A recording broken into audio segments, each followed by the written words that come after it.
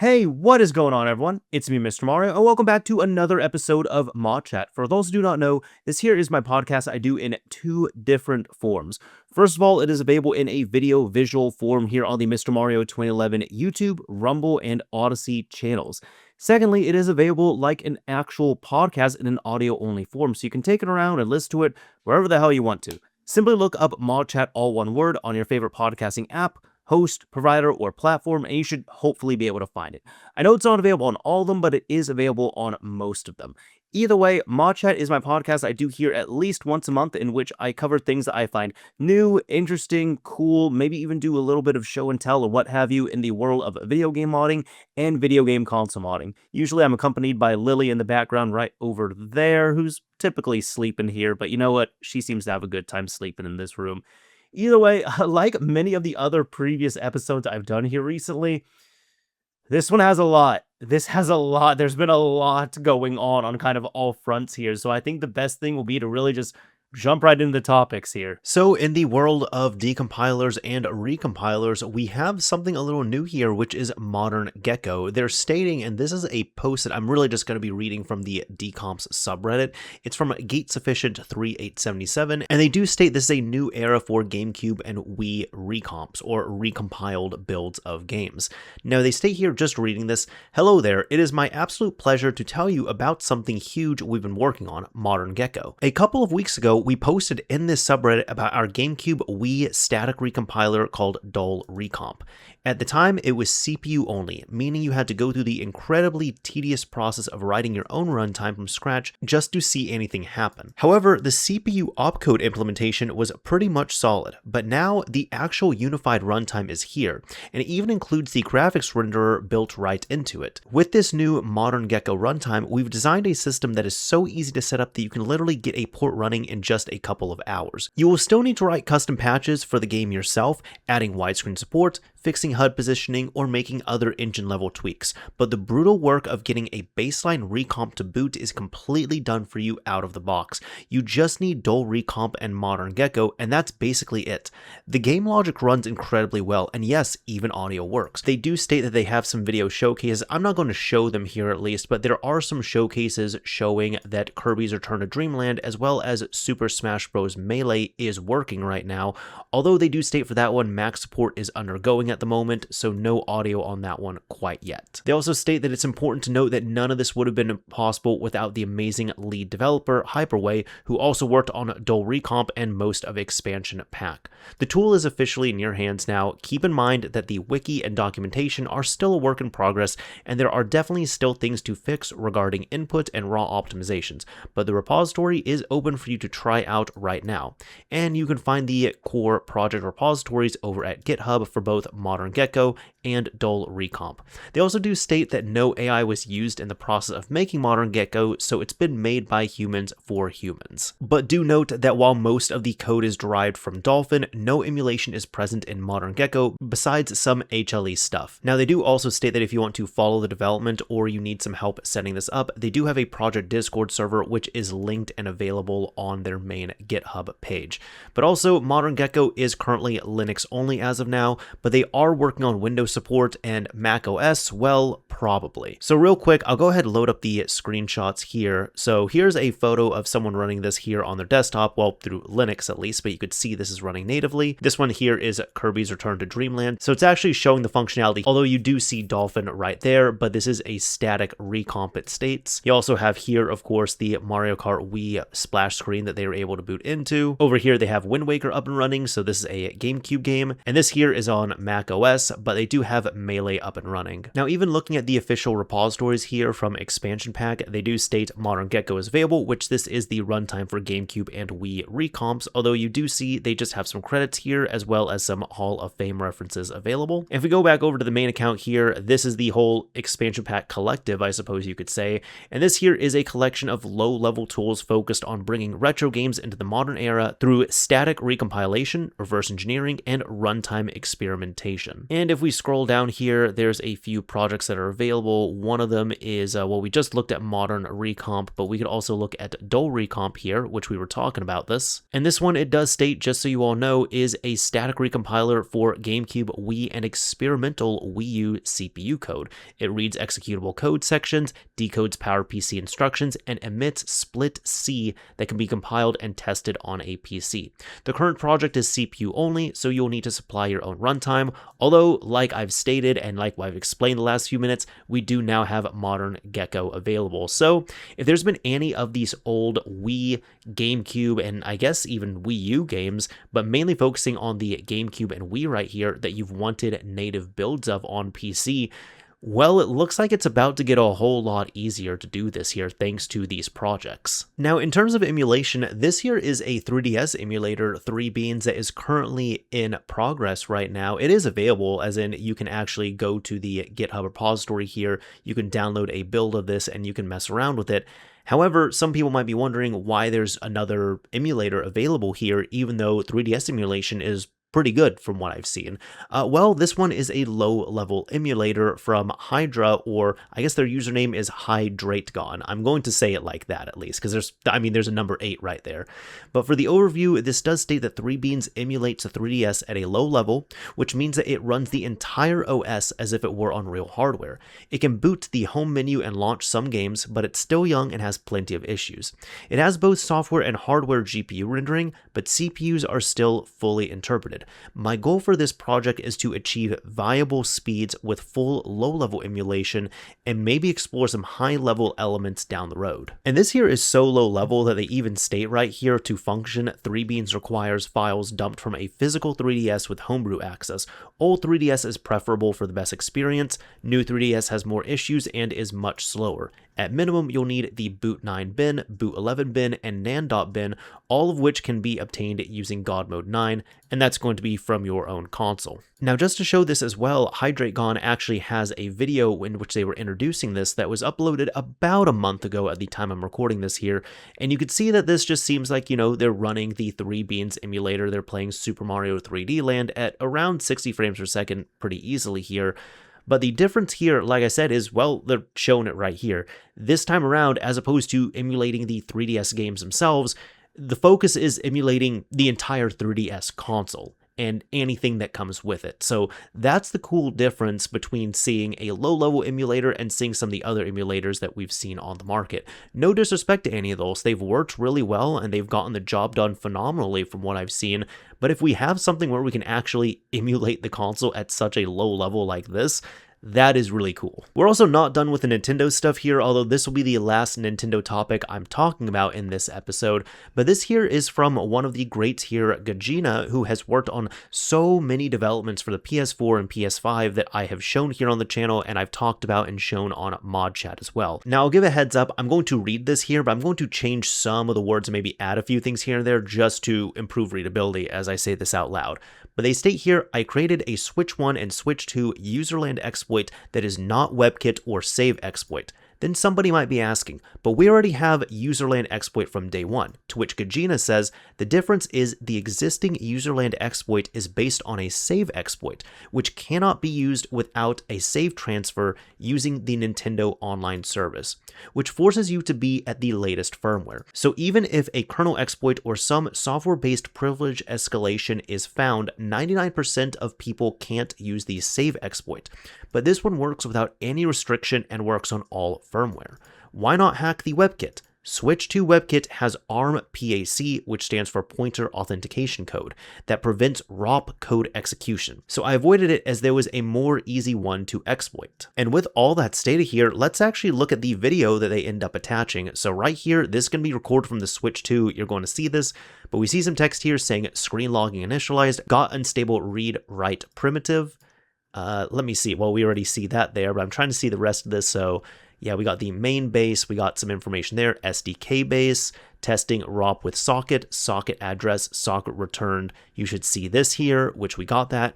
ROP setup finished, show application error address, calling show application error, which it brings us up, error code, it brings up an error code right here, which he ended up censoring, and it says hello from Switch 2. And check this out. I mean, this is running on the Switch too, which is really cool, but we can now go to the details.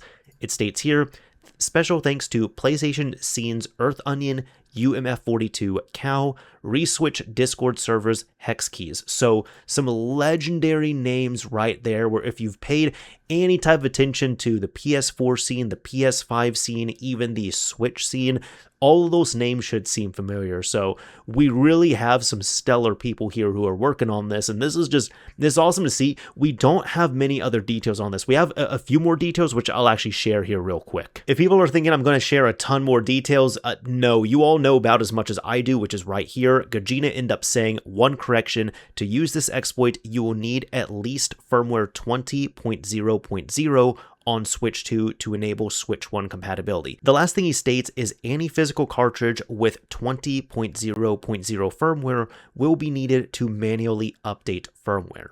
So if anybody is wondering what they should do with their Switch 2, what this can lead to, any of that stuff, the thing is we don't know. The only things we know is this right now. So I would say this, if you are interested in this, it certainly doesn't hurt to have a Switch 2 on hand. If you want to keep it offline, if you want to keep it there, just keep it safe. It's going to be completely up to you. But so far, it seems like this seems to be working on, at least at the time of recording, all firmwares here. It might be patched at one point, I'm sure. But the big thing is, if you have a Switch 2 sitting in the back of your closet or sitting somewhere that is sitting on that day one firmware, or I guess the day zero firmware, the stock firmware it came with, unfortunately, that one will not work with this. Am I advising you to update? No, I'm actually not really advising people to do anything until something solid comes out of this, which will be usable to us end users, and from there you can make your decision. But if anybody's wondering, should I update my Switch? Should I get another Switch 2? It's really up to you. All we have right here is just this announcement. We don't have a release. We don't have anything else on here. But this is very interesting to note because, like he said, it is not a WebKit exploit. It is also not a save exploit. And for the Switch 2, you are going to need that firmware update to enable original Switch compatibility. So this is kind of more me speculating here. I'm really curious if it is a specific game exploit, which, I mean, Gajina has been pretty good at finding and tearing into those. And because it works on both of them and it does require that update, if it is a game-based exploit, it requires a certain game on there, that would make sense as to why it works on the original Switch, and on the Switch 2, you do need that backwards compatibility layer installed. So that's what I'm thinking, and this is kind of just, this is me completely here theorizing on this. I feel like with the context we have, to me, this looks like this could be a specific game-based exploit on here, but we're not going to know any further details unless Gajina ends up giving them to us. So we'll just have to wait and see. Now we're going to go all the way back to the original Xbox here, and in something that I found pretty interesting, I will say here, this is from the Czar Dev, and this is XNET. Now, originally from the name, I was expecting something different here, but they stated that this is a end-to-end encrypted text, file, voice, and video communication for the original Xbox. I bet you weren't really expecting to hear that on the original Xbox, but they state here that XNET turns a retail original Xbox into a secure communicator. Up to 4 consoles anywhere in the world can chat, talk, send files, and see each other on camera, all encrypted end-to-end, routed through a relay that can never read a single byte of it. It runs on a stock, unmodified 64 megabyte retail Xbox. No RAM upgrade, no developer hardware, no special revision required. If your console runs homebrew, it runs XNET. Camera, video included. And there's even been some updates to this as well too. They state that in the latest build here, at least, well, this is 0.4.5.5, that this hardens the encrypted transport and stabilizes the camera and video paths. So there's per packet initialization vectors in which they state that every encrypted packet now uses a unique IV derived deterministically from its own authenticated header, session, stream, sender, and sequence number. So no 2 packets ever share an IV. This removes the IV reuse weakness present in earlier builds. Replay protection. Each packet carries a sequence number, and receivers keep a sliding window per sender to detect and drop duplicated or replayed packets. A captured packet can no longer be reinjected into a live session. There's also a camera hardlock fix. This states that it resolved an asynchronous scheduling issue that could freeze the console during camera use, reproduced most reliably with a camera connected and no communicator present. Video decoder stability. the JPEG decoder is now strictly bounded. Malformed, truncated, or oversized camera frames are ejected cleanly instead of stalling or overrunning the decoder. And lastly here, there is now a public relay with 0 configuration. XNET now ships with a public relay preset in the bundled XNET.cfg file, so a fresh install connects out of the box. Nothing to host, no address to enter. That's really cool. For all the features here, they do state, of course, encrypted text chat, real-time voice chat, secure video chat, encrypted file transfer, authenticated encryption, per packet IVs, and replay protection, which we just talked about. There's also a zero knowledge relay, 0 persistence, and this is built specifically for the hardware here. So I'll say this is certainly something that I never expected to see on the original Xbox, but just like you can see, I'm just scrolling this here. Like props to the dev. If you're listening to this, man, or if you're watching this, serious props to you. This is so incredible to me that there was so much passion behind this just to get it on here. It's still being updated, and I mean, if you've ever wanted a type of signal communicator in a way on the original Xbox, it's now possible. People might be asking, are people really going to use this? What is the utility here? And this is one of those things where it's not so much they're making this so that everybody should use it. It's more that they're making this because it's possible. And that is the big spirit of modding that I absolutely love so much. So if you do want to talk to others with your modded Xboxes and you want to do it securely, it looks like XNET is going to have you covered here. Now for something that I also found unbelievable here, this is from Team Resurgent, and this is the original Xbox running a experimental Flycast proof of concept emulator, which is emulating the Dreamcast that you could see here if you're watching this. This is booting up Crazy Taxi 1, which is, in my opinion, the best one there. It's an absolute classic. And for disclosure, this is also running on a 128 megabyte RAM modified original Xbox. So this isn't a completely stock hardware Xbox. This has had the upgrade to it. But you could see here that for a proof of concept, this is incredible so far. Like, we are actually booting up the Dreamcast. I suppose you can say, well, I'm not sure if it's the BIOS or not. You're able to at least boot up into that far enough that it will boot up the game here. Even though the menus are a little bit glitchy and all that, you can see that they're actually loading in. You could see that the 3D elements here are loading in as well too. Yeah, there are some issues with the textures again, but this is actually loading up. Now let's see, even when we get in here, well, this is just the start of it. I can definitely tell that it's slower here, but even when they try to drive, like, let's just look at this. Okay, again, you're seeing the texture issues and such, but this is it playable? I would say in 2026 standards for a proof of concept right now, you would definitely have to really love the original Xbox and Dreamcast in order to really stick to this level of performance and play here. But I also have no doubt that the performance is going to go up on this. Again, for a proof of concept so far, this is incredible to see. Even with the bugs, even with the issues, even with any of this, it's still incredible to see.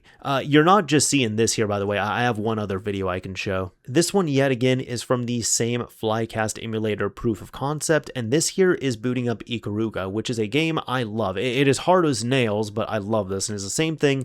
They're running this on a 128 megabyte RAM modified original Xbox. So let's go ahead and just skip ahead here a little bit. You know, it's funny, I mostly played this on the GameCube. I have played it on Dreamcast a few times, but I barely played it on there. So it looks like, yeah, same thing. It's actually loading up into the game, loading up into the menus, showing the 3D elements on there. So that's really cool. Yep, you have this. By the way, if you've never played this game, again, it's so hard. It is a difficult game.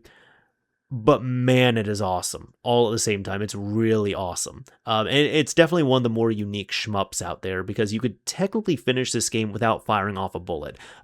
Is it possible? Yes. Is it difficult? Also, yes. And I can see the same thing here as well. Like, it is...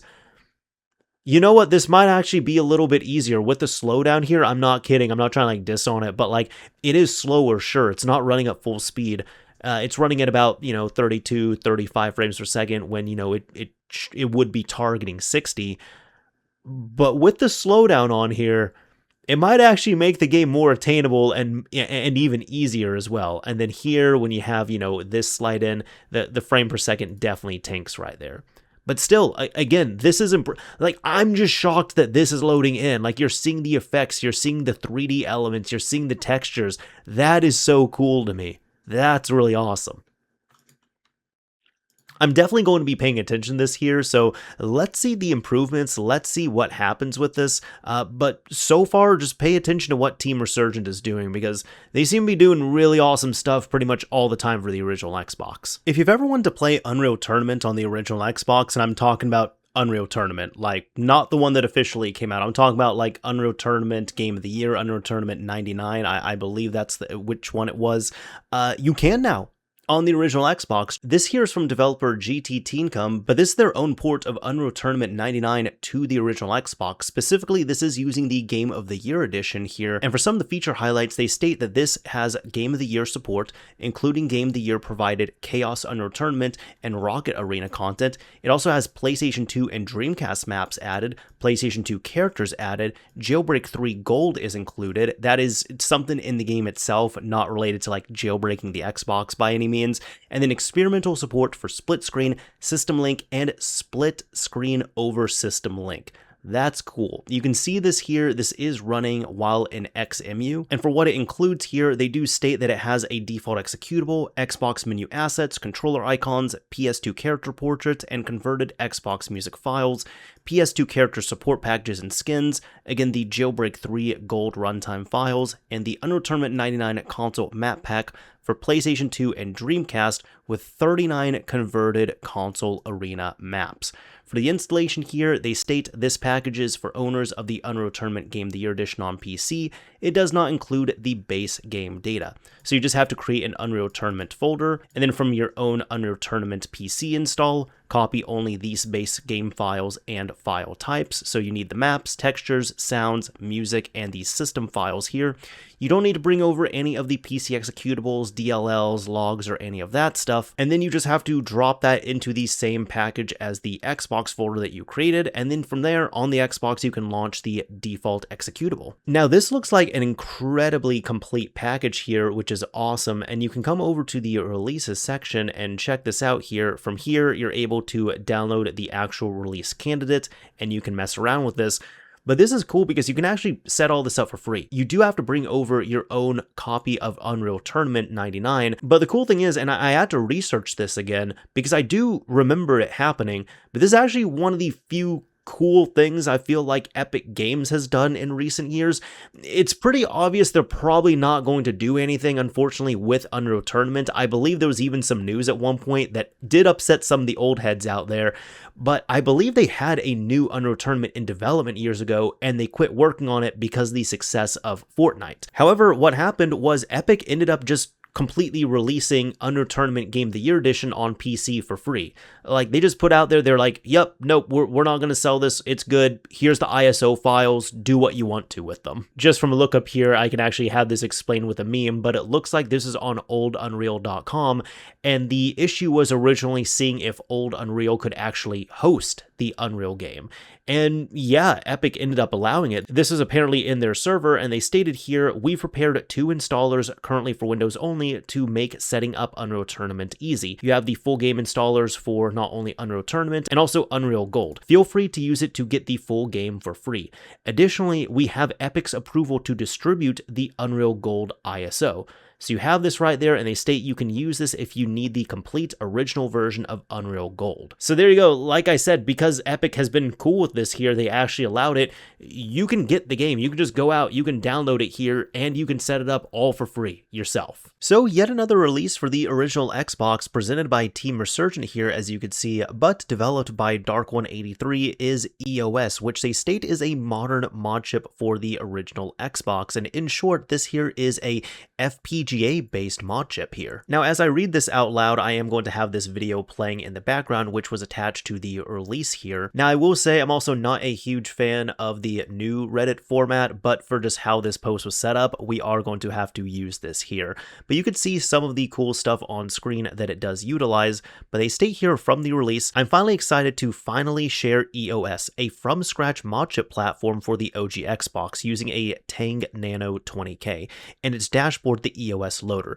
EOS is the chip itself, and that boots your BIOS fast and reliably, holds multiple BIOS banks so you can switch so you can switch between, and draws its own on-screen diagnostics display straight over its own HDMI, plus RGB WS2812 lighting and support for LCDs, a real-time clock, and other I2C accessories. It also has XB Diag Lite, which is right on the chip, and says that it lives in its own bank on EOS, so you can boot to it straight from the chip with no hard drive needed. Ideal for a console that needs Diag with no DVD or hard drive, checking a fresh build, or troubleshooting anywhere. EOS detects it automatically and adds it to your launch menu. There's also the EOS loader, which is the dashboard itself, and they state that this is a full native Xbox dashboard. You can launch and manage your BIOS banks, fully customize themes, so your own background, colors, audio, and even author them from the browser, and real tools. The EEPROM backup restore options, firmware and hard drive tools, format, clock, LCD output, built-in FTP access, as well as web access. This also contains a recovery suite, which is a PC application that reflashes the chip even if it's completely bricked. So you can flash a BIOS or loader from a file or pull the latest from their server and reinstall XB Diag Lite all in one click. And there's also a built-in updater for the chip's gateway and dashboard. Both update straight from their server. One click, always current. Now, the nice thing is this is also open source, so it is available on GitHub, both the gateway firmware as well as the EOS loader itself. And even just looking at the video here, if you have not seen this already, I'll go ahead and zoom back in here, but there was some really cool stuff here. One of them you could see here is the overclock calculator. So if you are wanting to risk and try out overclocking your system, you can pretty easily do that directly on the chip itself. There's also this part, which I thought was really cool in the SirBIOS config editor, which is there, as opposed to messing around with editing the actual BIOS file itself, which you should still do to your own customizations, or even putting them into an INI file. Now you can actually just edit it directly on the system itself. So as long as you have SirBIOS flashed over and you can access this, you can make all of your configurations, tweaks, and changes directly on the dashboard at any time on the fly, or I guess, well, technically on the chip itself here, and then you can save them to your storage device. So that's also something really cool here, because I'm one of those people, I always like being able to customize my stuff and change my settings for the system, the BIOS, whatever it is, the firmware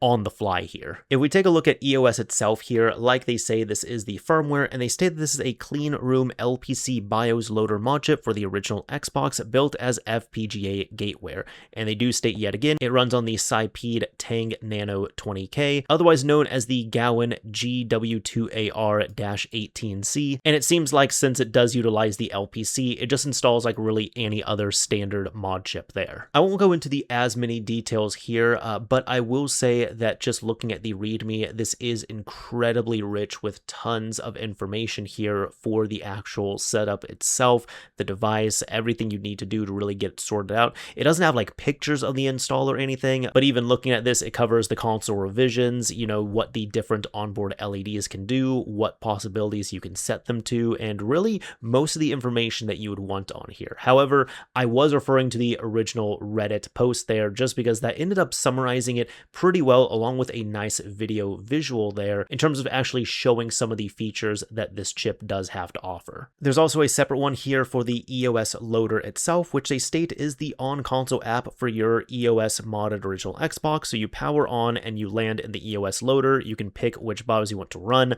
flash new BIOS images over the network, backup and manage the EEPROM, run firmware and hard drive tools, watch live console telemetry, and personalize the UI. And they state here, which is what I like, all from the couch with a controller or from a browser on your PC, which this here, the loader, is really what we saw in that video. But some of the things you can do, of course, you can choose your own BIOS, flash BIOS images up to 1 megabyte. You can do firmware backup and restore. There is a web control panel, FTP server, several EEPROM tools, hard drive setup, live telemetry on the HUD right there, tons of personalization options. You're also able to keep the time, have a real-time clock if you have XRTC installed, and there's also a status LCD.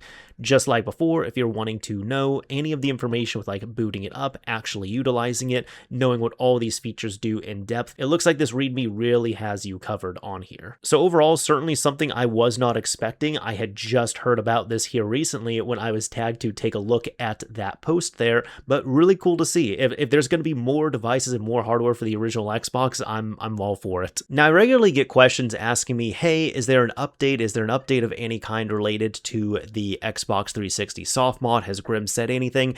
And what I've been telling people is, look, you all know as much as I do, as in you can always follow Grim here on Twitter. All of this is public right here, so you all really know as much as I do, and I mean, you all are getting the news at about the same time I am here. This is really just, you know, the source I have.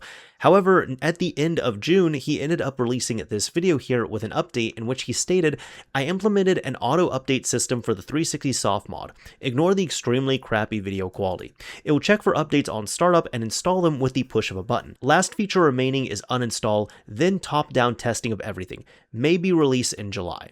So he said all of that there, but we can actually check out the video itself. It is less than a minute long. So we have this here, the custom boot animation, which he has shown there are ways that that can be, you know, tweaked, edited, all that fun stuff. So let's just see what's going on. Now, that was super quick. That was super quick, but it looks like here there is a name for it that he has blocked out, so we don't know the name of this installer just yet, but Softmod update available. Whatever this is, version 1.1.1.0 is now available for something. I don't know what that is there. Would you like to download and install it now? In which you can say yes or no. Oh, there we go. Available for download. All right, I thought that was just going to disappear completely, but there we go. So when you say yes, it brings this up here. Looks like fetching update info. In the background, we have options for the boot animation, dashboard, and the system. Looks like for the animation mode, I'm kind of just looking at everything and running it by you guys because you all are pretty much seeing the same stuff I'm seeing here. But I'm just so curious if there's anything else we can see. So we can see, you know, the animation mode theme. But fetching update info, there we go. For the changelog, added new feature, added another feature, added even more feature, fixed something broken. So this is really all just stuff here, even like fixed me a sandwich. This is stuff that he just put in here just to demonstrate this working, of course.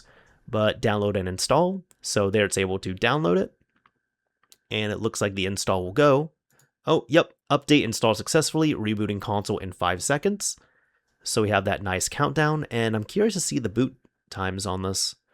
I'm sure they're pretty much instantaneous because, you know, the soft mod and what Grim has been working on here. There we go. It was able to reboot just like that. And we're back up and running, it looks like. Just seeing if there's anything else here. And it did that. Yep, I'm sure it did the update check in the background. It was saying that there was a new version of Aurora available, so it looks like he's just running an older version of it, but you do see those features are available on the soft mod that will be coming up. So there you go. We have a little bit of an update. For anybody who might be wondering, okay, well, do we know anything else? Is something actually going to happen on here? Look, all we know here is that he said maybe release something in July. At the time I'm recording this, it is the final 3rd of July here, so I'll say this. He said maybe a release. He didn't stick to anything here. And the best thing that we can do, all of us, the best thing that any of us can do is wait. Don't bug him. Don't ask ETA when. Just be patient and wait. If you really want your homebrew goodness on your 360 right now, you cannot wait. Just install bad update or a bad avatar. Use one of those solutions, and that will easily get you over the hump until you wait for the soft mod here. Now, in something that I certainly did not expect at all, and yes, this is actually from the official Xbox website, but don't worry, there is going to be a little bit of a modding aspect to it here. Original Xbox backwards compatibility, although calling it backwards compatibility is a stretch, but that's just what the marketing is calling it here. Point is, what I'm saying is that original Xbox games are being officially offered to be emulated in an official capacity on PC. You could see here Xbox backward compatibility on PC. These ones, of course, are digital, so it's not like you can just take a disc and pop it into your DVD drive if you still have one on your PC and start playing that game. This is also separate from XMU because this is actually an official offering from Microsoft, and it does require Windows 11 due to that. But there's currently 4 games that have just been released for this here, which are Blinks the Time Sweeper, Fusion Frenzy, Crimson Skies High Road to Revenge, and Conquer Live and Reloaded. Overall, like a pretty surprising but good selection of games here, I would say. Except Blinks, I wasn't really super crazy about that, and I did, real quick, I did find that to be funny, because even Microsoft forgot about Blinks for a while. Like, they wanted to forget about it to the point where even at one point, I believe Blinks' trademark had just expired for like a long while. So it's funny to kind of, see him back here.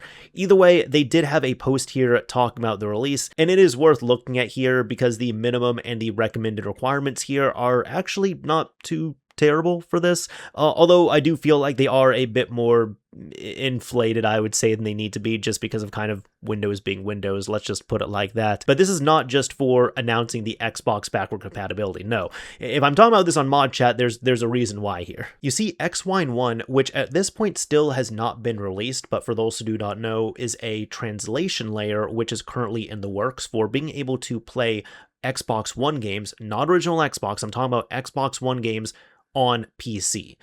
They have been taking a look at this here, and they actually stated by combining Microsoft's recently released PC port of XE03 with specific components of XWine1, Slim era namely, it becomes possible to run dumped backwards compatible Xbox 360 and Xbox original games before they see an official PC release with varying degrees of success. And there's 4 photos right here. The first one here, you could see this is Plants vs. Zombies for the Xbox 360 here. You could see the whole sign-in prompt available, and you could also see in the corner that this has taken over the container they used for Fusion Frenzy. Now the next one right here, this is also taking over Fusion Frenzy, and this looks like probably SSX Tricky, I want to say. You have to forgive me because I'm not super familiar with those games. I know people love them, but I know the first SSX did not come out on original Xbox, so that's either SSX Tricky or SSX3, one of the two. Probably Tricky because people seem to have a lot more love for that. You also have Steins Gate My Darling's Embrace, so that is a Xbox 360 game, which, funny enough, I actually just got on the system, and I even partially showed it in a video, but I did just dump this like a few months ago myself. So this here is a 360 game running, and then this one, of course, Midnight Club Los Angeles Complete Edition. This is probably more just showing that this about the farthest it's able to get here. Now, people might be wondering why I'm showing original Xbox backwards compatibility on PC, but with 360 games. Well, that's because this ended up using ZFU, and in case you don't know what that is, ZFU is short for Xenon Fusion, or, other people call it Fusion, but the Fusion emulator, that is what it is called.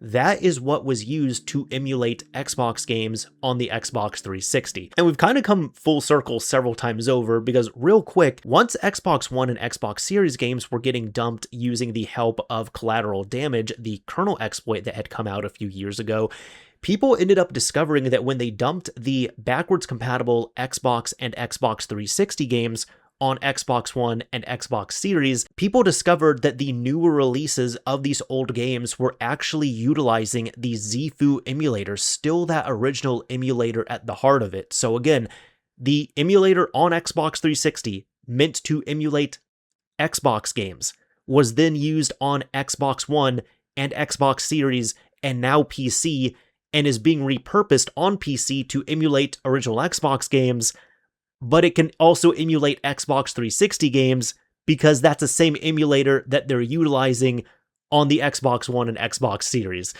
I know that might be kind of a lot to follow to like a funny degree, but that's how we're able to get here. It is still worth giving them a follow to see what they've been working on, because the only other tweet after this, at least after that was posted, was they did state in other news a few days ago, we made some progress with the Xbox One version of XE03, so I guess that's what it's called here. But with a PC port of XE03 now available, this work is now deprioritized, but the information obtained from it will improve compatibility with other aspects of the console, which is, quite awesome to see there. So overall, does this mean that we'll have some possibilities of being able to slipstream and patch in our own games, like Xbox and Xbox 360 games, onto PC with like an official PC emulator offering? Well, yeah, it actually does seem like that. So far, because this was just announced here and it's just now being looked into, the results that we're currently seeing are kind of buggy, glitchy, really not complete. But if people are wondering, hey, could I take original Xbox and Xbox 360 games and patch them into the official versions to play them there? The answer is yes. we're just going to have to wait for it to mature further, but it looks like that's absolutely possible. Now, something that I've had a lot of fun covering here recently has been a new PSP custom firmware, which has been in the works for quite some time. This here is the successor to the ARK-4 custom firmware, being, well, ARK-5. They say that this is a next generation custom firmware for PSP and the Vita's ePSP, with some of the features including it's been compatible with the latest PSP SDK, there's an easier installation and usage, you have better plugin management through the XMB, true overclocking for all PSP models except for the Vita, improved memory management for consoles with extra RAM, and then lots of under the hood fixes and improvements. Now this one's a little different here, and from what I can see, at least on the main ARK-5 account here, they've done a good job separating this out cleanly in different ways. So you have all these within the ARK-5 portal that are related to each other, but here you have Faster Arc, which is the installer, Despertar del Cementerio, which is being updated here, the custom IPL, a 6.61 official firmware downloader, the launcher menus, no PSP Emu DRM ARC mod, ARK-150, so every single segment of this is cleanly broken out, which is great. But most people are just going to run into Faster Arc right here. This here Faster Arc was worked on by Jose Aaron Lopez Garcia, Crazy Nez, as well as the Hero GAC. And you can see here that there's a few variants available. Well, actually not showing that here. If we go to the downloads, you can see that. So there's a updater if you have ARK-4. If you want to install ARK-5, just completely from scratch on here, let's say you have a full version, a light version, even a version for the PS Vita, and there's also themes that you can run through the custom launcher there. However, coming back to this, if you mainly just look at the full variant on here, it comes with several things, including the latest build of Despertar del Cementerio, which is an ultimate recovery tool, they state, an overclock stress tester, a custom launcher. It comes with a VSH menu, translations, the Lita plugin for playing 1.5 firmware homebrew, and the ARK-150 add-on, in which you can run the 1.5 firmware on 1000 model PSPs and have that be running ARK-5 custom firmware, which is something I didn't think of on there. That's really cool. But I've been covering this, I've been messing with it. When this was in release candidate here, I was working on it. And this is something, by the way, I do have to say on here. Are there any other releases on this? No, it's not showing it. But I'll say this, for about a month before this officially released, like before it actually, went into a final build here, you can say, that was ready for the people, a lot of people were asking why I wasn't covering ARK-5. Well, it was because it was in beta. It was in release candidate. The problem was a lot of people ended up jumping the gun on ARK-5, and when they saw that it was available as an installer, they immediately installed it. They said ARK-4 is dead, long live ARK-5, ARK-5 is running, use ARK-5, everyone should be using ARK-5. The problem was that was a beta, that was a release candidate, and it had issues. So for about the first month before it was even released, a lot of people were running into little issues here and there with it because it was not a final build. But now, even with it being final out here, there are still issues that we're running into, but the testing phase was needed. It was pretty much a public beta test. So no, we didn't get it officially released until this month, but so far I've been using it. I've installed it on every device, like every model of the PSP I have. So that's the 1000, 2000, 3000, Street, Go, even on the Vita as well too, both the PlayStation TV and the Vita TV. I've installed it on there. So far it's worked really well, and people might be wondering why they are stressing overclocking on here. Well, in short, that's a very big feature because despite the PSP having overclocking, it actually wasn't really overclocking all those years. You see, the PSP typically runs its CPU at 222 megahertz, and it can go up to 333 megahertz. Now, if you have custom firmware, you could typically just run your PSP at 333 megahertz, and you have it quote-unquote overclocked. But there's even games that do officially support that. I believe the God of War games, for example, they, by default, on an unmodified system, they actually run at 333 megahertz. However, this here is true overclocking, meaning that you can overclock beyond 333 megahertz, meaning you can go beyond what Sony officially allowed for the first time from what I've seen on a major firmware release, which is really awesome. And does it make a difference? Well, yes, I will say that. I've been running it at a 383 overclock on my PSP Go. However, I was able to run at the maximum overclock speed, which I believe is 443. I was actually able to run that stably on my PSP 2000.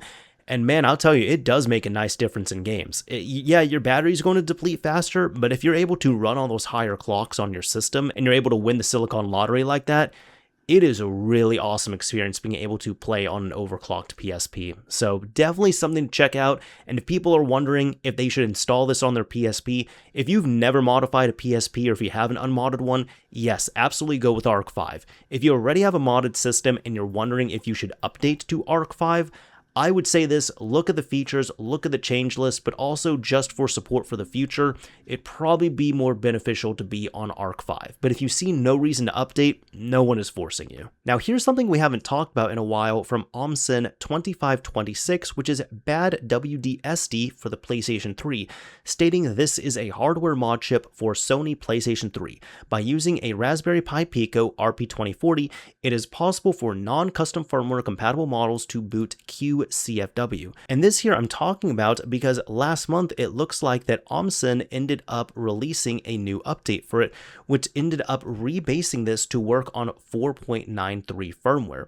You see, when this originally came out, it was for 4.92 firmware, but when the 4.93 firmware came out, the process would be that you could still, install PS3 Hen on your system, and then from there, you could go through the process of installing BadWDSD, but for the software portion of it, it would end up downgrading your system back to 4.92. And there's people such as myself, if there's a newer update, they would like to be on that newer update. So OMSIN ended up actually rebasing this for 4.93, stating here that it's based on EvoNat 4.93 PEX. Light mode requires 4.93 CEX base firmware. For the changelog here, they state that it's been rebased to EvoNat 4.93 PEX. Light mode now requires 4.93 CEX to work. If people are wondering what light is, that just means it's going to be in a modified state, but you don't have access to any of the developer specific features that you would on like a PEX firmware, for example. So if you do rely on some of those features or you like them, you're just going to want to get the PEX version here.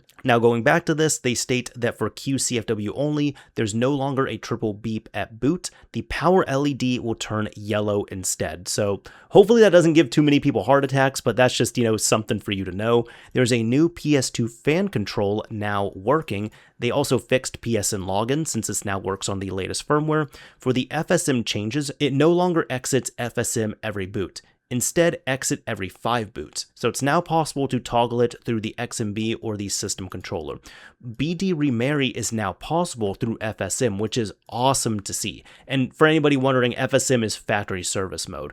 Now for true DeX consoles only, no longer spoof target ID to DeX and block all firmware installs while on DeX mode.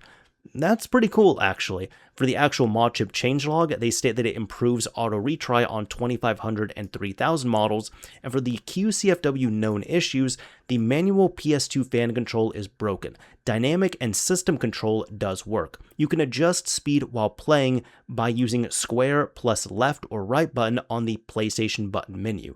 That's going to be manual or system controller only, so just keep that in mind. Those are all just good things to keep in mind here. Getting a little further in here, from NT Fargo, as well as contributions from Dr. Yin Yin and UFM42, we do see on the horizon here, and I guess, well, technically the release actually, there has been a new WebKit exploit that released for the PS4 and PS5. Now, before anybody gets super excited here, keep in mind that we need to pay attention to what this is exploitable in, because even for this, it's nothing new for like the PS4, for example, and even PS5 is going to be limited here.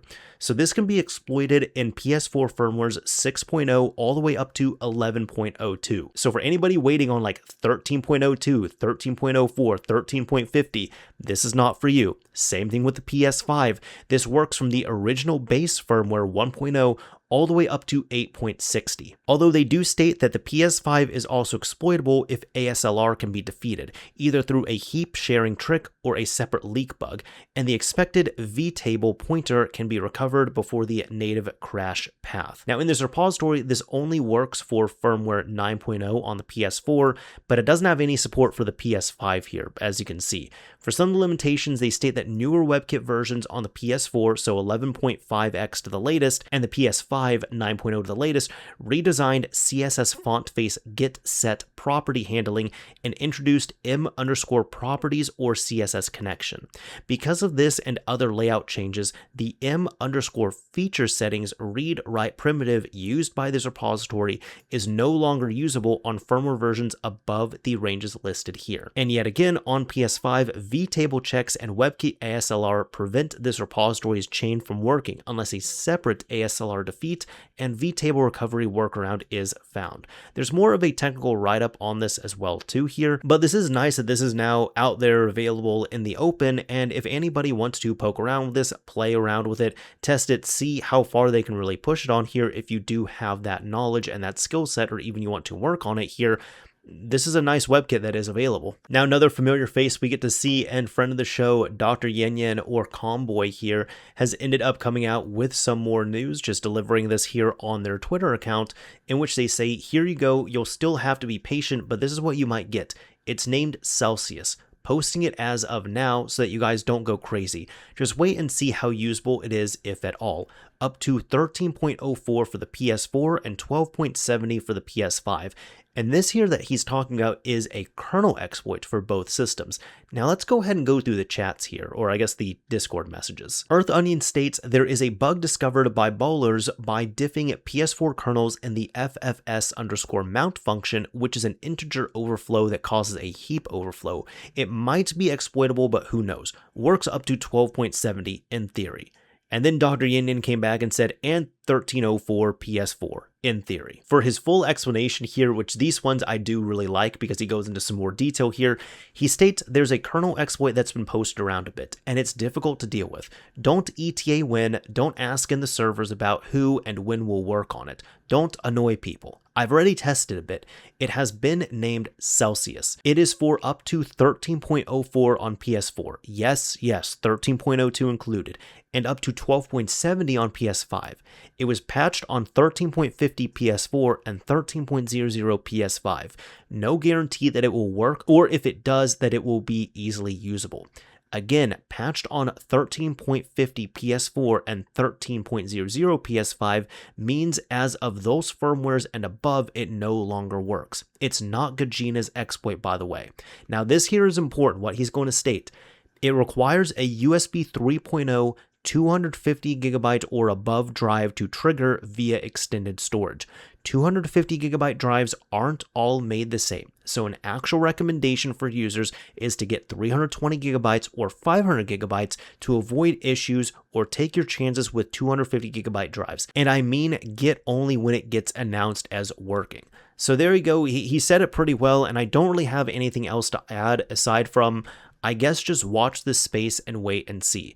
If you have one of those systems, if you have a PS5 on firmware 12.7 or lower, or if you have a PS4 on firmware 13.04 or lower and you're looking for a solution, well, this might be one to wait for. A real quick update with PS5 Linux, Andy Wynn, otherwise known as The Flow, ended up stating here, PS5 Linux community is growing and people have now added new drivers for Ethernet, Blu-ray drive, Bluetooth, and more.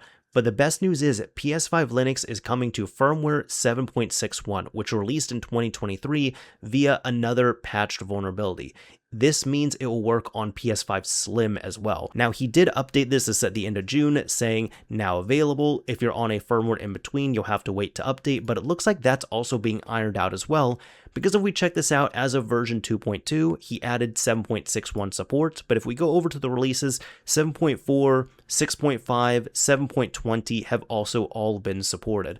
So we can go back over to the PS5 Linux loader, and if we check this out here, yep, we do have all these updates, so 7.2, 7.4, 7.6, 7.61 have been added on there. And now looking at this here, the install instructions, it looks like if you're on firmware 5.50 or lower, they do still recommend to use the UMTX2 jailbreak, which you can just use using the browser. And if you're on firmware 6 all the way up to 7.61, they do recommend using Y2JB from Gajina, which ends up using the YouTube application in order to utilize this. So super cool here, super awesome to see. Always love seeing further support on here, and that 7.61 support ended up arriving much faster than I ended up expecting to see here, so great job all around. Now, if you haven't already seen it, shadPS4, which is a PS4 emulator and mainly the PS4 emulator, it seems like there's a few PS4 emulators out there, but it seems like shadPS4 is definitely the one that is embraced and utilized and recommended the most here. They have something in the works here for shadNet, which, well, I'll go ahead and read what they've said. Hello everyone, we are excited to officially announce shadNet. shadNet is going to offer shadPS4 users a way to connect and play online games together. This project has been in the works for a few months now, but it's in a stage where we can announce it officially. shadNet is still in development, and there's still a lot to be done, but it's ready for testing. At this moment, only tracking score works, but feel free to give it a try. You can register your online account using the registration form here, and even though you can register, you still cannot input your details in the shadQT launcher. That is coming soon, but we're not sure when. shadNet is based on the implementation of RPCN for PS3, and if you're interested in how it works, you can check the official repository here. Furthermore, we now have a wiki page which will include custom configurations or tips that might be needed for some games. The wiki pages will be user submitted, so if you have any tips on how you can run a game better, you can do so here.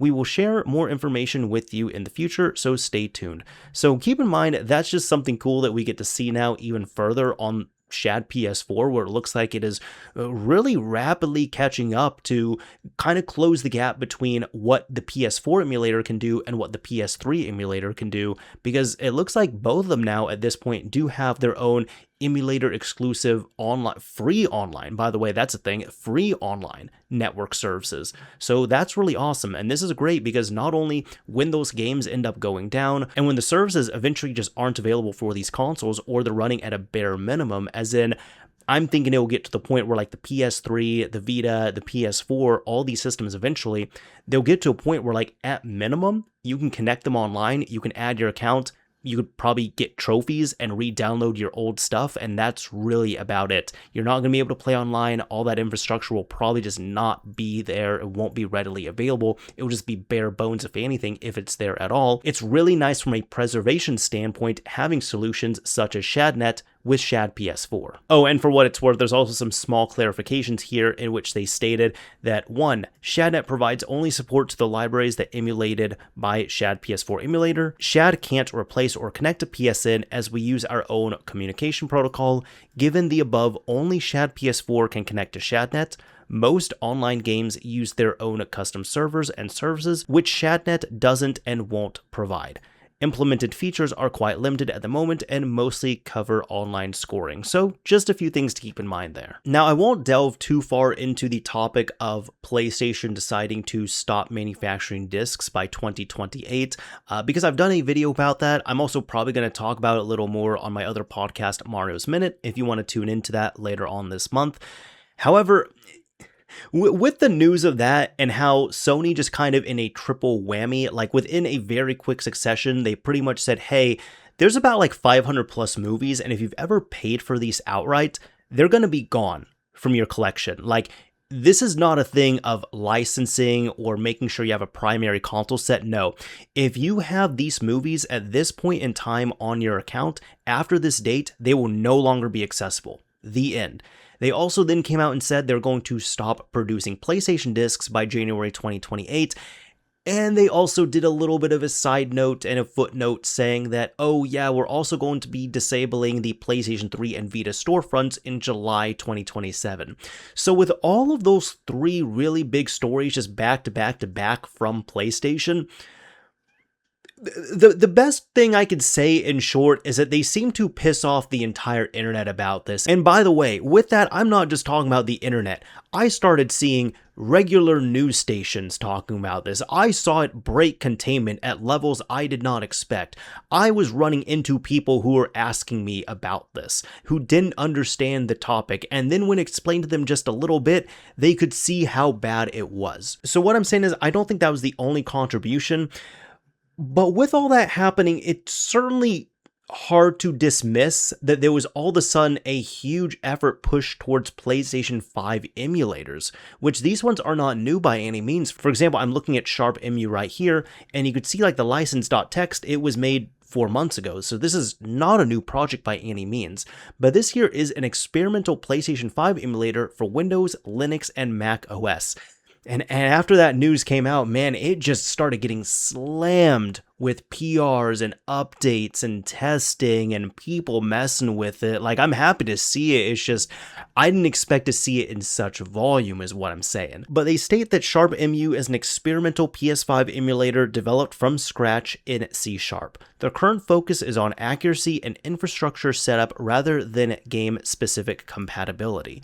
So it is an emulator project in its early stages of development. This project was developed purely for research and educational purposes. There are no commercial goals associated with it. We enjoy learning about system architecture and reverse engineering, which makes sense. It does focus exclusively on the PS5, and their goal is not to emulate PS4 games, as there is already an excellent emulator dedicated to that platform, shadPS4, which we just talked about.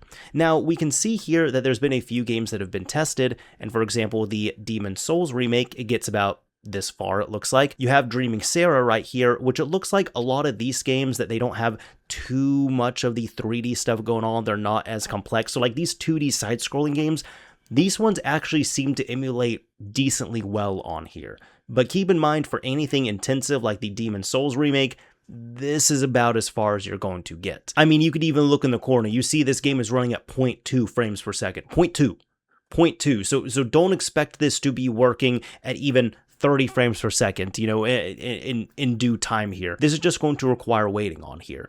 But we also have, what is this game? Void Terrarium Plus, and we also have Dead Cells, which is also working. Now, it states for the current status that the emulator can currently load the eboot.bin of real games, execute native CPU instructions, and partially handle kernel-related functionality.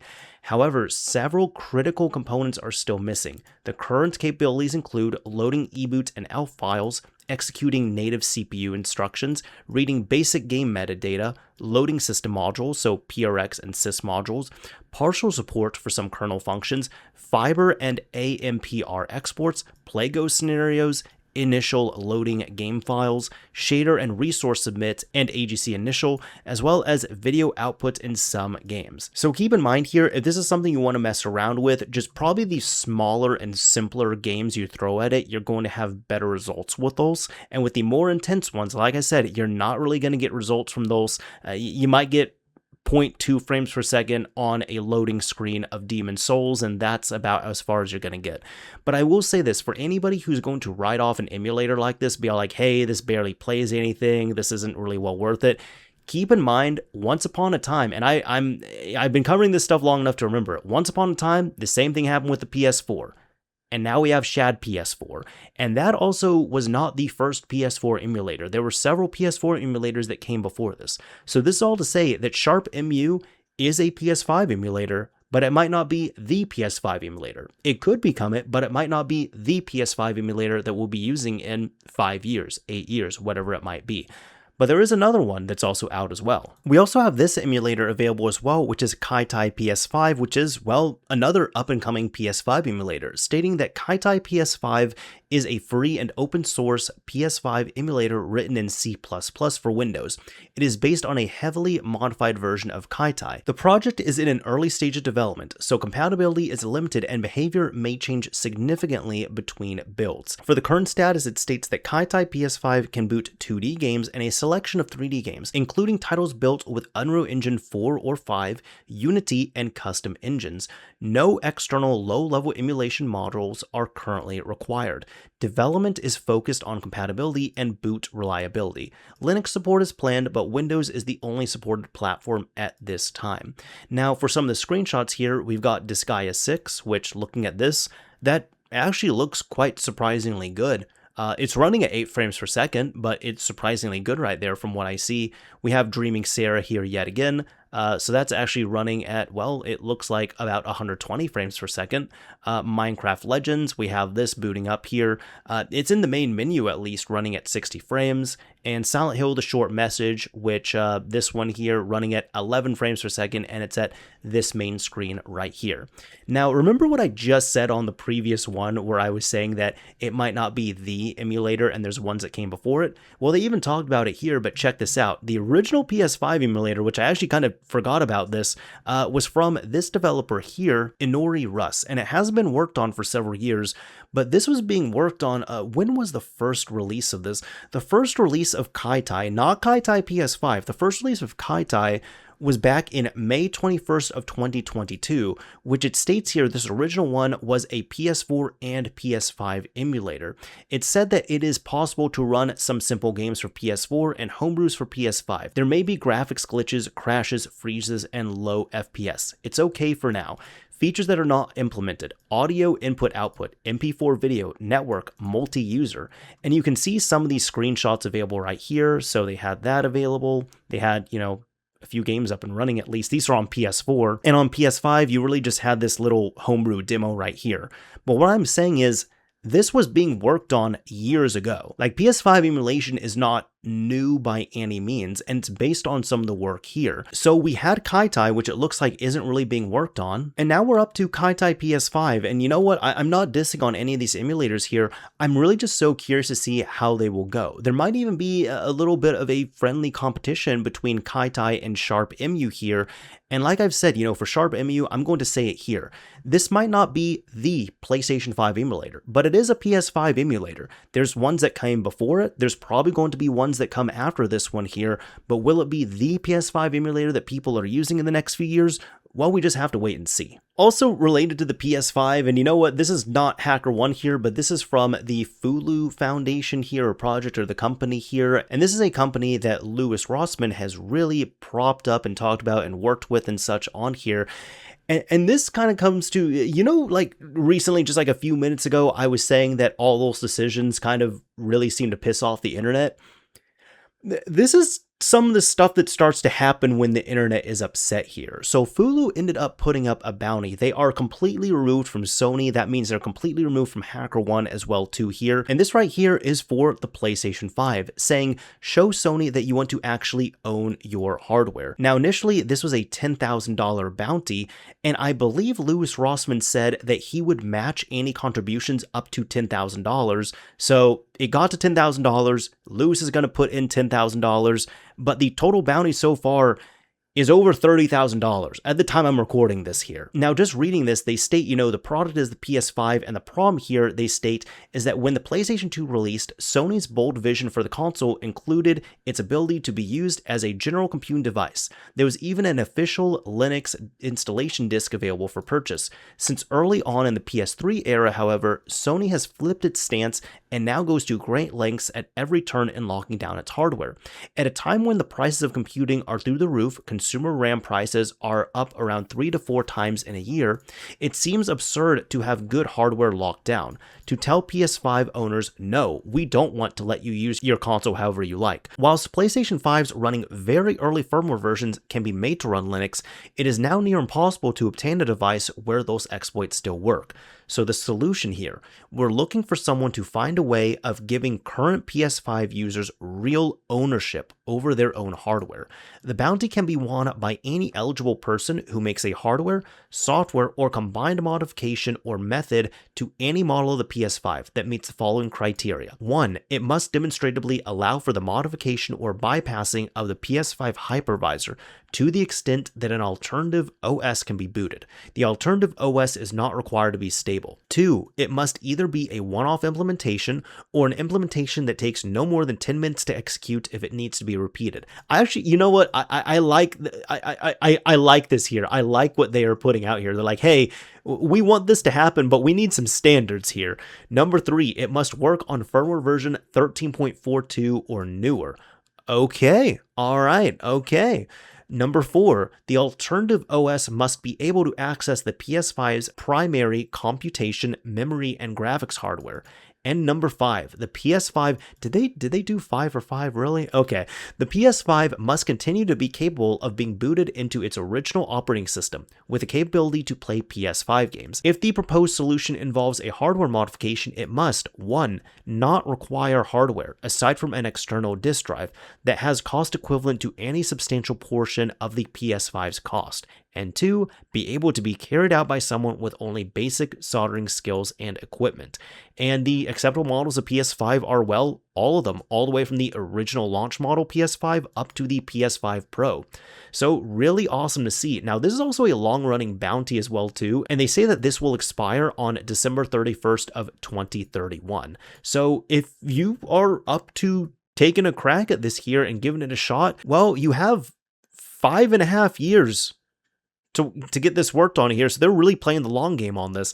And as a little update, they said here, for the sake of clarity, we wish to make it clear that the bounty will not be paid out to any individual who uses their solution to participate in Sony's bug bounty program. So really important to note there, FULU wants their own implementation, their own solution, and they're not going to allow people to double dip like that. So I'm not mad about that. Awesome to see, and I think organizations and companies and solutions like this are really what can help get things like this going. Because now, when you're seeing this here, and really as the pot grows, I'm going to put it like this. Between all the news, between everything happening, there's a lot of really smart, incredibly smart people out there, and there's going to be people who don't even care about the PS5, but they might possess some of these capabilities to do something like this and have the brain power and the understanding to make something like this happen. And they might be looking at this being like, you know what? That's enough right there for me to get maybe like 1 or 2 PS5s and actually like take a chance at this and see what I can do, see what I can push out of this hardware. So we love to see it, man. That's what I can say. Now, this does not have a release, but this was really interesting enough to the point where I want to show it on here. And this is from Izzy88Izzy over on the PSX Homebrew subreddit. This is a look at their Half-Life PS1 port. Yeah, you heard that right. Half-Life on PS1. But they said, hey guys, just wanted to show some progress. Some of you might have seen the Celeste Classic Collection I put out last month. It unexpectedly got picked up way outside of the PS1 dev scene due to the AI connection and shared on Twitter, Instagram, LinkedIn, and even a couple other journalists got in touch. I wanted to share this update more privately to the PS1 dev community since there is still far too much to fix for proper release. But I wanted to give this sub an early preview because you lot will actually know what you are looking at. So, Half-Life running on a real SCPH 9002, non-emulator. It is rough at 10 to 15 frames per second, a long list of visual glitches, gameplay bugs I have not even cataloged yet. But it boots, it runs, and it is surprisingly playable with modern analog controls. Lots of creative techniques were required to even fit all the enemies, weapons, animations, and RAM. That and CPU are by far the biggest bottleneck, and I'm still working on polishing it all. It runs on PS Oxide, a PS1 dev suite I've been building in Rust, emulator, SDK, engine, editor. The Celeste ports showed it could do 2D. This is the first real test of what the SDK can do with a 3D game this size. And honestly, that is a thing I am displaying. More than Half-Life itself, having a tight integration between SDK and emulator allows me to push optimization quite hard. I've also improved the emulator considerably since it had to pick up real hardware dependencies at cycle level other emulators understandably don't need to model. The port will be open sourced, but just not yet. I want it to be in a more mature state first, and there will never be a disk to download. You will need Half-Life installed on Steam and Rust to run the converter, which builds the image from your own copy. PS Oxide is already public if you want to poke at it, and that would be, as they were talking about there, the emulator, SDK, engine, and the editor all in one. But they have this video right here in which the PS1 is booting up here. Let's see. Oh, the strings there are a little corrupted. That's funny to see. But let's continue on here a bit. It is loading. It is loading. Actually, even right back here. Yep, Half-Life built with PS Oxide. So he picked a new game. Getting further here. Unfortunately, this doesn't look the best, not just like graphically, but I'm just saying kind of like the way this was recorded and such. But, even with all the graphical glitches and everything, if you've played Half-Life, you can see this is Half-Life. This is Half-Life running on PS1. That's awesome. Let me skip a little further ahead here. It looks like he has a chapter select running, so you can actually jump through different things. And you can definitely see that, of course, the frame rate is rough on here, but still, just for a proof of concept, especially with a homebrew-based engine, this is incredible. And for the PS1, this looks quite good. Like, I would actually want to play Half-Life on this. This is awesome. I think I'm going to have to give this a spin once it's released. This is awesome. Now, that was not all the love I had for the PlayStation 1. Oh, no. But typically at the end of these episodes, I like to cover something that is weird, interesting, cool, funny, maybe just attention-grabbing or what have you. Just something that I find interesting and awesome that I might want to share in terms of modding or even tangentially related to modding here at the end of ModChat if I can find something like that. I think one of my favorite ones, as silly as it is, one of my favorite ones is still when I found a up and running college, like a university website where it was showing how to get the PSP onto their Wi-Fi, and it ended up using screenshots from the PSP, and you could clearly see they were running custom firmware. I loved that, and I do wonder actually if that's still up. I haven't looked at that one in years, but either way, this here is from Play for Index here on Twitter, and they stated that Sony was working on a DualShock with a built-in PlayStation, but canceled the project. You heard that correctly. Actually, I'm not just quoting it here, but I'm going to reread that, so you all might just need to let it settle. Sony was working on a DualShock with a built-in PlayStation, but had to cancel the project. Developer Brian Biscuit Watson revealed that Sony once created a plug-and-play console shaped like a DualShock controller with a PlayStation 1 built inside it. The idea was simple: plug the controller console into a TV and start playing. The device had an SD card and around 10 games that could fit on its 4 GB of storage. The controller console ran on batteries. Sony even built a prototype. So what went wrong? The controller console was aimed at the Brazilian market. It was supposed to be cheap and mass-produced, so Sony brought in many third-party manufacturing partners. Those partners demanded royalties. To keep the price low, Sony would have made only 10 cents of profit from each unit sold. In the end, the project was canceled.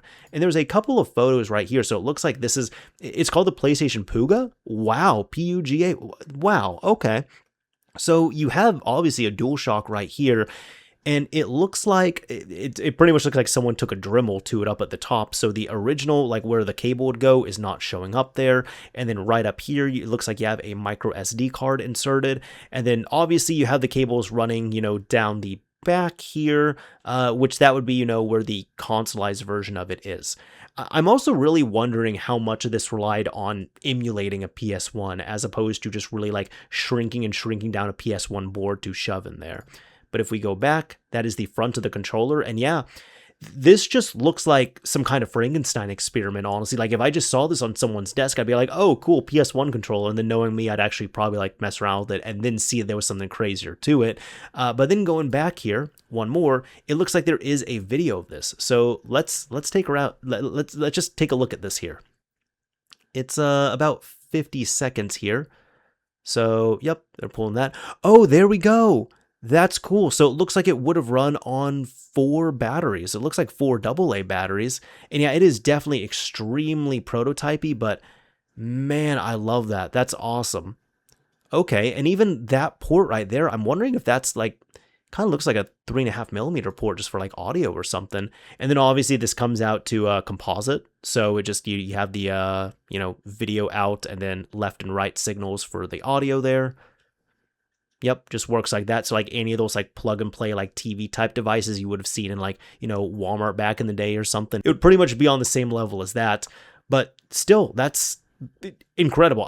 I want to see more of this. I hope we can see more of this. This thing is awesome. I love this here.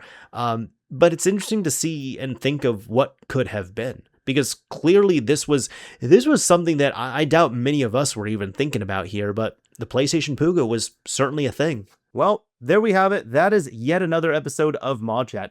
Hopefully you all enjoyed it. Hopefully you all were entertained. Hopefully you all got to learn a little bit of something here as well. And if any of that stuff happened, then you know what? That's awesome. That's why we do ModChat right here. We, as in, Lily and I. She's important, right? She's back there. She's important. She's been hanging out.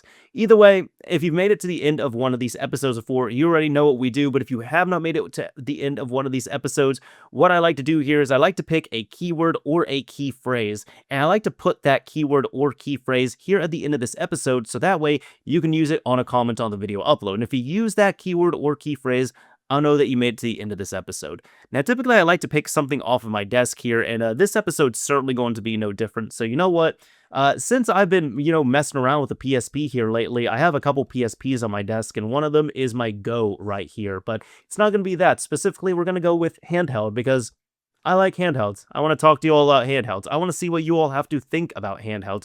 Do you like handhelds? Do you dislike handhelds? Are handheld consoles one of those things that you seem to like, but maybe you grew out of?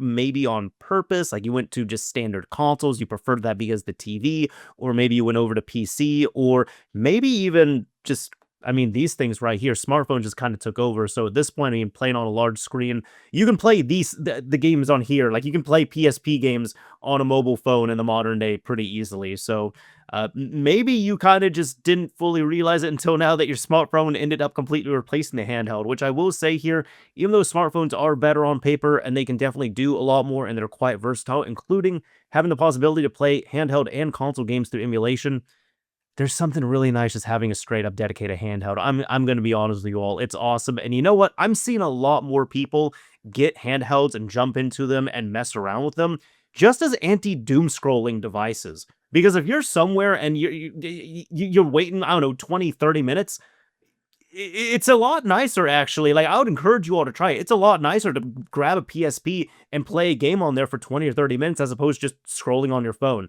I'm not telling you what to do with your time, but, you know, if there's anything you could take away from this, just give that a try. Just give that a try and just see how you feel. And you'll probably notice that you're probably going to feel better mess around on one of these things and wasting your time playing video games as opposed to scrolling.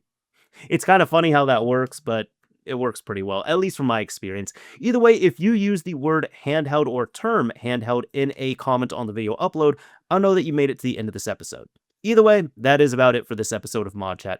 Thank you all so much for hanging out, listening, watching, consuming, all that fun stuff. And if you enjoyed this episode, a like would absolutely be appreciated. If you didn't like it, a dislike is fine as well too. But as I always say, this is Mr. Mario, signing off. Thank you all for listening and watching, everyone. And until next time.